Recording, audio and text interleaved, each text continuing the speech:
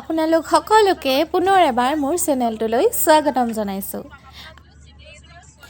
আজি মই আপোনালোকক দেখুৱাই আছোঁ খুব ধুনীয়া পাহাৰ আৰু সেউজীয়া প্ৰকৃতিৰে ভৰি থকা এখিনি ঠাই আৰু এই ঠাইখিনি সঁচাকৈ বহুতেই ধুনীয়া।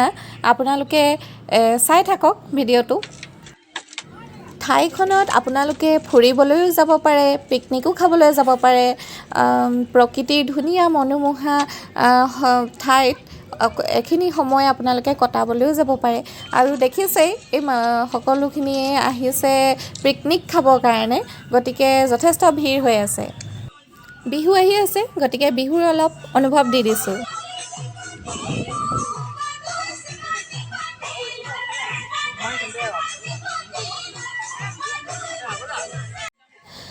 নদী, পাহাৰ আৰু গছ-গছনি সঁচাকৈ সকলোবোৰ খুব ধুনীয়া। কিন্তু ঠাইখন হৈছে নকছাৰীৰ মৰঙীয়াল, নামটো হৈছে চুকাফা উদ্যান।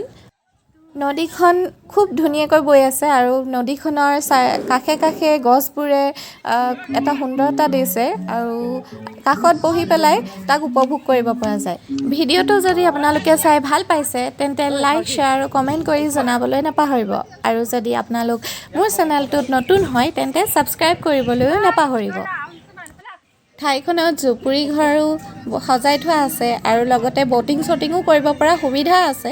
গতিকে ভাল লগা ঠাই আৰু বৰ সুন্দৰ ঠাই। এই পাহাৰখন দেখিছে নহয়, কিমান ধুনীয়াকৈ দূৰৰ পৰা সেউজীয়া হৈ আছে, দেখি সঁচাই খুব ভাল লাগিলে।